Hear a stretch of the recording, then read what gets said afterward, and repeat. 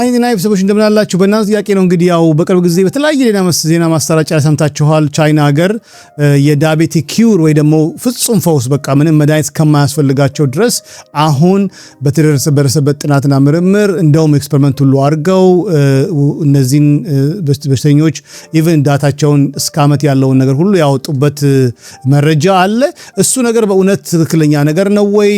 እስከ ወዲያኛው ሰው በቃ ዳያቤቲክ ነፃ ሊሆን ነው ማለት ነው? እሱን እንግዲህ በጣም ወሳኝ የሆኑ ዛሬ ከጀርባው ያለውን ዝርዝር የሆነ ሳይንቲፊክ የሆነውን መረጃ ይዤላችሁ የመጣው ነው። አይ ሆፕ እናንተ ይሄን ከተከታተላችሁ በኋላ በቂ የሆነ ግንዛቤ እንደሚኖራችሁ ምንም ጥርጣሬ የለኝም ማለት ነው። እንግዲህ ለመግቢያ እንዲሁ መጀመሪያ ታይፕ 1 ላይ ሞክረዋል። ታይፕ 2 ደግሞ የመጀመሪያው አይነት ታይፕ 1 በሁለተኛው አይነት ታይፕ 2 ጀምሯል ማለት ነው። እንግዲህ አሁን ታይፕ 1 በሽተኛ ያለበት ራሱ የተፈጥሮ ጣፊያው የራሱ ሰውነት እንደ አድኖ ሴሎቹን በሙሉ ማለት ነው ኢንሱሊን የሚያመርተውን ያንን የሰውነት አካል ጣፊያውን አይስለስ ሴል ይባላል ማለት ነው። ቤታ ሴሉን ሲያወድመው ማለት ነው። እንግዲህ በተፈጥሯቸው ይሄንን ኢንሱሊን መስራት ስለማይችሉ ከዚህ የተነሳ ነው ማለት ነው ችግር የፈጠረው። በታይፕ 2 ዳያቤቲክ ከሆነ ደግሞ ራሱ ኢንቫይሮንመንቱ የተፋፋመ ኢንሱሊን ሬዚስታንስ በከፍተኛ መንገድ ለብዙ ዓመት ከተፈጠረ በኋላ ይሄንን ቪዲዮ ሄዳችሁ ማይችላላችሁ። ሰው በአንድ ታይፕ 2 ዳያቤቲክ አይሆንም። የበኋላ 7 ዓመትና 6 ዓመት ታሪክ አለው ማለት ነው። ያ ክሮኒክ ኢንፍላሜሽኑ ኦክሲዲቲቭ ስትረሱ ከተፋፋመ በኋላ ራሱ ቤታ ሴሉ በርናውት ያደርጋል። በርናውት ያደርጋል ማለት ከጭ ይጠፋ ማለት ሳይሆን ራሱ አክቲቭ መሆን ያቆመው ማለት ነው። ዶርማንት ይሆናል ማለት ነው።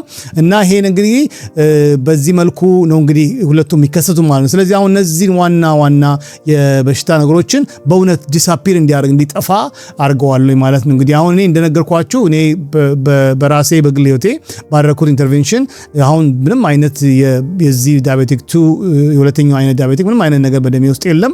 አሁን ኮምፕሊት ነፃ ነኝ። ምንም አይነት መድኃኒት አልወስድም። እንግዲህ ይሄ መረጃ በእርግጥ ለወደፊትስ ደግሞ ትልቅ ተስፋ አለው ወይ?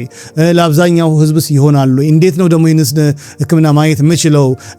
በስንት ጊዜስ ደግሞ ነው ወደ ሀገራችን የሚገባ ወደ ዓለም ደረጃ የሚሰራጨው የሚለውን ነገር ሁሉ በዝርዝር አስረዳለሁ ማለት ነው። አይ ሆፕ እናንተ ይሄንን ነገር ካያችሁ በኋላ ሌላ ሰዎችም በቂ መረጃ ማስረዳት እንደምትችሉ እርግጠኛ ነኝ።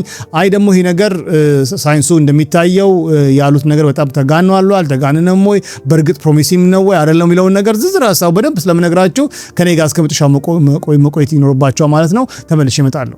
ስራች ለኢትዮጵያውያንና ለኤርትራውያን ከምግብ በተጨማሪ መወሰድ የሚገባቸው ሰፕሊመንትስ በዶክተር ዳንኤል ዮሐንስ ሁሉም አይነት ቫይታሚኖች፣ ኤሌክትሮላይት፣ ማዕድናት፣ ቫይታሚን ዲ3 እና ቫይታሚን ኬ2፣ ኦሜጋ 3 በእንቅልፍ ለሚቸገሩ ልዩ ስሊፕ ፎርሙላ፣ በሀበሻ ቅመም የተዘጋጁ ለጉልበት ለቁርጥማት ህመም የሚሆኑ ኮምፕሊት ፕሮቲን ፓውደር፣ ለጥፍር ለቆዳ ጥራት ለፀጉር ውበትና ርዝመት ቅባትና ሰፕሊመንት አብዛኛው ከተፈጥሮ እጽዋት ከሚገኙ ንጥረ ነገሮች ወይም ኢንግሪዲየንትስ የተቀመሙ ኦርጋኒክ GMO ከስኳር ከግሉተንና ከላክቶስ ነፃ የሆኑ በተሰሩበት በአሜሪካን ሀገር በFDA ልዩ ፈቃድ ካገኙ አምራች ላቦራቶሪዎች ውስጥ የተዘጋጁ በመላው ዓለም የምትገኙ ኤርትራውያንና ኢትዮጵያውያን በመላው አሜሪካ፣ ኢሮፕ፣ ካናዳ፣ አውስትራሊያ እንዲሁም ደቡብ አፍሪካ ባላችሁበት ሆናችሁ በኢኮሜርስ ድህረ ገጻችን መግዛት ትችላላችሁ። ባላችሁበት እንልክላችኋለን።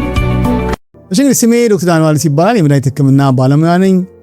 እንደ መሰለ ኳሊቲ የሆነ የጤና ኢንፎርሜሽን የሚቀርብ ቻናል ነው። መታችሁ ሰብስክራይብ ያረጋችሁ 40% አላችሁ። እንደገና 60% የምትሆኑ ደግሞ የመጣችሁ ተጠቀማላችሁ። ግን እኔ ሰፖርት ለማድረግ አትሊስት ሰብስክራይብ በማድረግ ዳኒ በርታ ያገሬ ሰው በለኛ የምትተጋው ነገር በጣም አፕሪሼት እናደርጋለን። የምትኮል እናንተ ቀላል ነው። እንደዚህ አይነት ፍሪ ቪዲዮ ታችሁ በጣም በጥናትና ብዙ ትግስት አስጨራሽ ስራ አለው ከጀርባው እንደምታውቁት እና ያንን አፕሪሼት ለማድረግም ደግሞ ካንተ ጋር አብሬ ቆማል የምትሉ ሁሉ ሰፖርት ማድረግ አትርሱ። ሰብስክራይብ እናድርጉ። በዚህ አመት እንደውም ብዙዎቻችሁ በተለይ ላስት መንዝ ብዙ ሰዎች ሰብስክራይብ አድርገውታል ቻናሉን። እጅግ አድርጌ አመሰግናለሁ። ይሄ ደግሞ መረጃው ደግሞ በጥንቃቄ የሰራው ልክ ነው የምትሉ ከሆነ ደግሞ ላይክ አደረጋችሁት ላይክ ሳታደርጉ አትውጡ ማለት ነው። እሺ ወደ ቁም ነገሩ ስንመጣ እንግዲህ ዋናው ትልቁ ሪያሊቲ ምንድነው? ክሌም ያደረጉት ምንድነው? ኪውር ማለት ነው። በቃ ስቲም ሴል አይስሌስ የሚባለውን ያን ስቲም ሴል ላቦራቶሪ ውስጥ ዴቨሎፕ አድርገው ያንን ያደገው ማለት ነው ኢንሱሊን የሚያመርተውን ያንን ድራይቭ የሆነ አይሶሌት ያንን መልሰው እንግዲህ ሰዎች ውስጥ ኢምፕላንት በማድረግ ያንን ያጡትን ኢንሱሊን እንደገና ማምረት እንዲችሉ የማድረግ ነገር ነው ማለት ነው እንግዲህ አሁን እየሆነ ያለው ነገር እና ሄድላይን ውስጥ ነው እንግዲህ በቃ አሁን ከቻይና ሀገር ለአንዳንድ ጊዜ ዳያቤቲክስን ኪውር የሚያደርግ አዲስ ዜና ተብሎ ነው እንግዲህ በየዜና ማሰራጫው ኢቭን ራሷን አንድ ጊዜ በዚህም በፌስቡክ ላይም በቲክቶክ ላይም አንዳንድ ኢትዮጵያኖችም ይሄንን ነገር በጉልህ በቃ የምስራች ሁሉ እያሉ ሲናገሩ ሁሉ ሰምቻለሁ እና ዛሬ ግን ምንድነው ትልቁ ነገር ብለን ልናየው ማለት ስለዚህ አሁን ትልቁ ነገር አሁን እንግዲህ ወደ መጀመሪያው ፖይንት ስመጣ ዋናው እነዚህን ላቦራቶሪ ሰራው ያሳደጓቸውን ስቲም ሴሎች አንደኛው ላይ ሊቨሩ ላይ ነው እንግዲህ ኢምፕላንት ያደረጉት ሌላኛው ደግሞ እዚሁ አብዶሞኑ ማለት ነው ሆዱ ላይ ነው ማለት ነው ሆዱ መስል ላይ ነው ማለት ነው እዛው ዲፖዝ እንዲሆን የሚያደርጉ ማለት አብዛኛው ሆዱ ላይ ማለት ነው እና እዛው ጣፊያው ማለት ነው በተፈጥሮ የተቀመጠበት ጣፊያ አይደለም ያ ነገር ፕላንት የሚደረገውና አሁን ትልቁ ነገር ተፈጥሮ የራሱ ሪትም አለው ዲዛይን አለውና ለምንድነው ይሄንን ሴል በላቦራቶሪ መስራት ከቻሉ ለምንድነው ፓንክሪያቲክ ግላንድ በተፈጥሮ ኢንሱሊን ማምረት የሚችለው ብቃት ያለው እንደገና ደግሞ ከፖርታል ቬን ጋር መገናኘት አለ በቀጥታ የሊቨራችን እና የዚህ ጣፊያ በፖርታል ቬን አድርጎ የሚሰራው ትልቅ ስራ አለ በቃ አሁን በዚህ ቪዲዮ ልገልጸው የማልችለው ስለዚህ ይሄ አንድን ሴል በተፈጥሮ ሊሆን የሚገባው ቦታ ላይ አውጥቶ ሌላ ቦታ ላይ መተካቱ ለጊዜው ኢንሱሊን ማምረቱ ላይ ብቻ አተኩረን ምንቀር ከሆነ ይሄ ነገር ምናልባት በሎንግ ተርም የሚያመጣው ባዮሎጂካል ክራይሲሱና ስትረሱ ቀላል ሊሆን አይችልም ይሄንን ራሳቸው ማድቢት አድርገውታል እና ግን አሁን ቆይተ ምናያው ነው ብለው ተውት እንጂ እዚህ ላይ ቆመው ይሄ ነገር ግድ የለም ምንም አያመጣም የሚል ራሳቸው በድፍረት ለመናገርም አልቻሉም ማለት ነው በሌላ አባባል ቤታችሁን ለማሞቅ ኤሲ ዩኒቱን ከበረንዳ ላይ አርጋችሁ ሳሎን ኤሲ ገባ ብላችሁ እንደመቁጠር ማለት ነውና በጣም ብዙ ሴል ነው የሚገባበት በጣም ፕሮሲጀሩም ደግሞ በጣም ኤክስቴንሲቭ ነውና ይሄንን ስለሆነ አንዱ ደግሞ ትልቁ ነገር ኢሹ ያለው ለምንድነው እዛው በተፈጥሮ ልክ ፈጣሪ እንዳዘጋጀው ያንን ጣፊያው ላይ ሌሎች ነገሮች የሚያመጣልኩ ጣፊያችንና እዛው ለምንድነው ያልተደረገ የሚለው ነገር ነው እሱ ነው አንዱ ነው እንግዲህ ሁለተኛው ነገር ደግሞ ያለው ደግሞ እንትለዋለው የሮት ኮዙንና ፋይሩ ማለት ነው ለምሳሌ አሁን ኦኬ ግድ የለም በታይፕ 1 የሰውነታችን ኢሚዩኒቲ አታክ ያደረገው ስለሆነ አጥፍቶ ሊሆን ይችላል በአዲስ ይተካ ነው እሺ ሌላው ደግሞ በታይፕ 2 ዳያቤቲክ ላይ ደግሞ ስንመለከተው ደግሞ ሁለተኛው ፖይንት ያው ሰውነታችን ኃይለኛ ኢንሱሊን ካመረተ በኋላ ለኢንሱሊን ሬዚስታንስ ያጋልጠናል ያ ኢንሱሊን ሬዚስታንስ ነው እንግዲህ ከቁጥር ውጭ ሲሆን የነዚህ ኢንሱሊን የሚያመርቱት በጣም ተስፋ ቆርጠው በርናውት የሚያደርጉ ስለዚህ አሁን ሁለት ነገር ነው የሚሆነው እንግዲህ ከዚህ ቀደም ያለው በተለይ ዳያቤቲክ ታይፕ 2 ላይ ኢንሱሊን ሬዚስታንስ ስቲል አለ ሰውነታችን ላይ ኢንፍላሜሽኑ አለ ኦክሲዴቲቭ ስትረሱ አለ ማለት በሽታው የደሙ ስኳር በደማችን ላይ ከመጠን በላይ ማለፉ አይደለም ትልቁ ቁም ነገር በሽታው እሱም አይደለም ዋናው የዳያቤቲክ በሽታ ኢንሱሊን ሬዚስታንስ እና ኢንፍላሜሽን እና ኦክሲዴቲቭ ስትረስ ነው እነዚህ ነገሮች በተለይ ደግሞ በሊቨራችን ላይ ያለው የፋት ጥርቅም ያ ክሪቲካል የሆነ ኢንፍላሜሽን ያጋልጣ ስለዚህ እንግዲህ ምንድነው በርናውት ቢያረግም ስቲል ማበብ ይችላልና ከውጭ ተጨማሪ አዲስ ማድረግ እነዚህን ኢንሱሊን ሬዚስታንሱን ኢንፍላሜሽኑ አሁን እነዚህ ሰዎች አሁን በአንድ አመት ውስጥ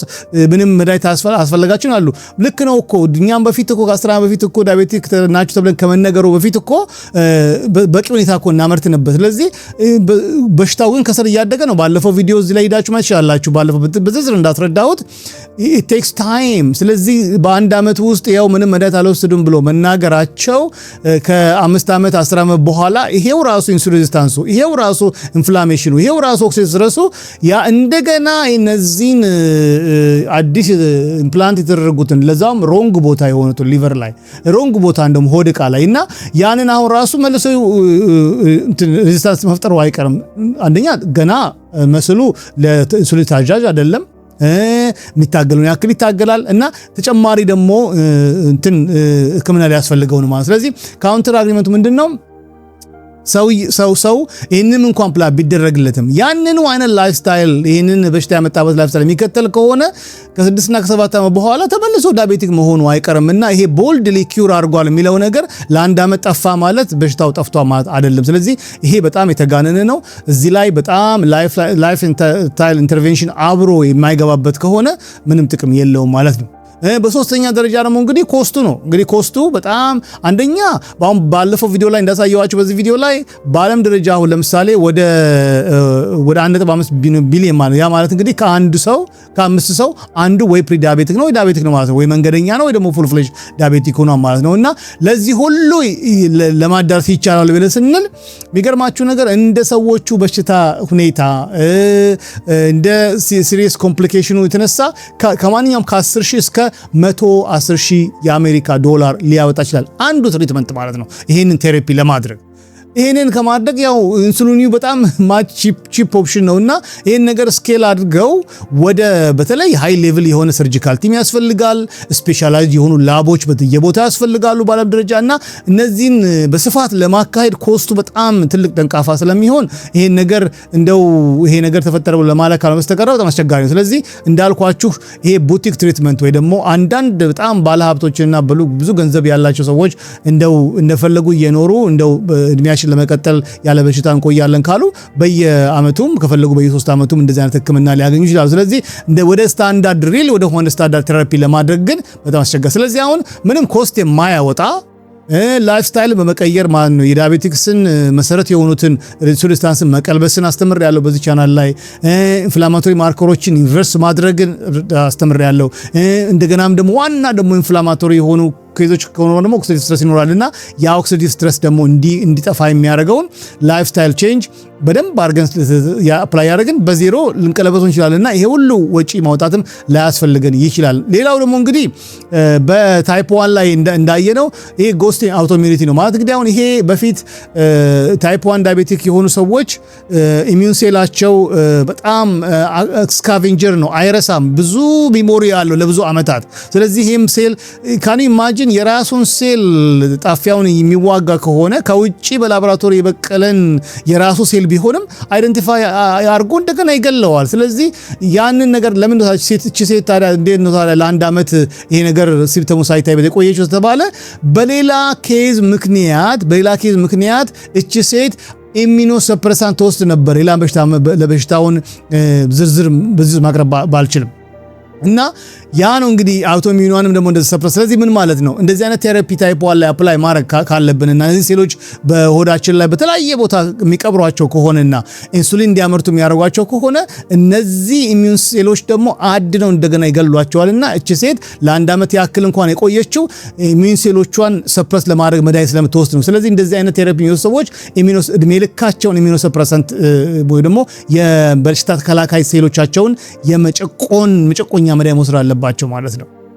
ካን ኢማጂን ይሄ ደግሞ በቀላሉ ጉንፋን ይዘናል ማለት ነው። 6 ቀን 12 ቀን ልንተኛ ነው ማለት ነው።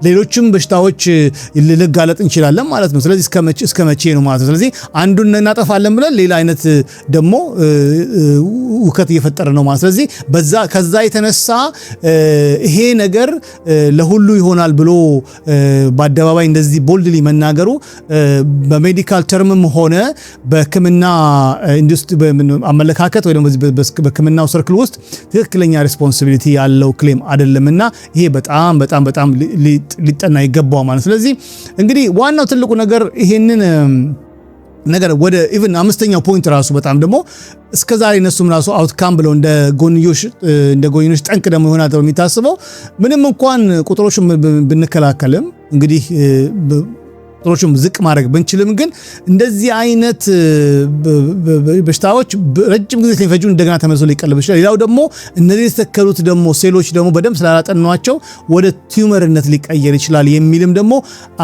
ያንን ነገር አንዳንድ ነገር አለው ጎን ሙሉ በሙሉ ያን ዳታ አላስቀመጡም እንጂ ኢንሳይደርስ የሚናገሩት የሪሰርቹን ይሳተፉ አንዳንድ ፐብሊሽ ያደረጉት ኢንሳይደር ኢንፎርሜሽን ላይ ስንመለከተው እነዚህ ወደ ቲዩመርነት ሊቀየራል የሚችልም ነገር ሁሉ ሊሆን ይችላል። ምክንያቱም ያልተለመደ ቦታ ስለሆነ ማለት ነው። እንግዲህ ይሄን ከሆነ እንግዲህ ዋናው ትልቁ ነገር ኢንተርናል ዳሜጁን ኢግኖር አድርጎ ብለድ ስኳሩን መቆጣጠር በዚህ መልኩ ተችሏል ብሎ ይሄን ያክል ክሌም ማድረጉ በጣም ሪስፖንሲብል የሆነ ነገር አለ ማለት። ስለዚህ ኪዩር ማግኘት ካለብን አንዱ ኪዩር ሆነ የሚባለው ነገር አንድ ሰው የሜታቦሊክ ፍሪደም ወይም ማለት ነው ምንም አይነት የስኳር ከፍ ማለት ወይም ደግሞ የስኳር መሻቀብና ተሻቅቦ የሚቆየቱን ነገር ሰውነታችን በራሱ መቆጣጠር ይችላል ማለት ነው።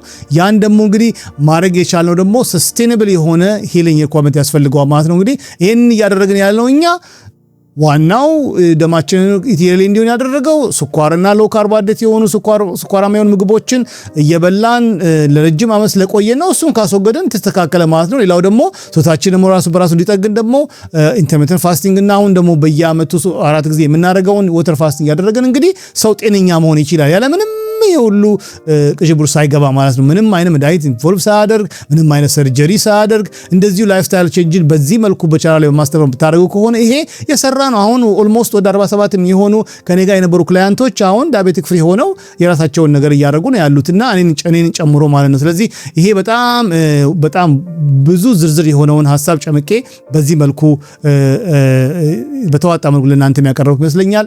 ጥያቄ ካላችሁ ፕሊስ ኮሜንት ላይ አስቀምጡልኝ።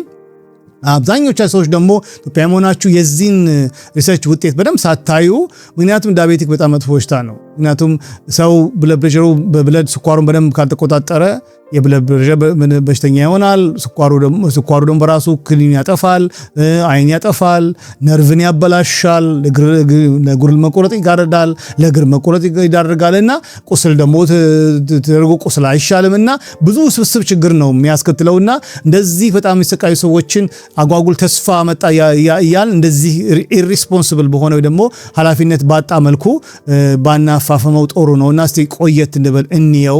ብዙ እኔ አሁን ያነሳኋቸው ነገሮች ሁሉ ስላልተመለሱ የቺን የአረንጓዴዋን ባንዲራ እና ውርዳት የሚለዋን ነገር ላደርግ ይችላል ማለት ነው። ካላችሁ አሁንም በተለይ ግልጥ ከሆነ በቲክቶክ ላይ ያለሁኝ እዛ ላይ ብትጠይቁኝ መልስላችኋለሁ። በሌላ ቪዲዮስ ካገኛችሁ ዳውንሎድ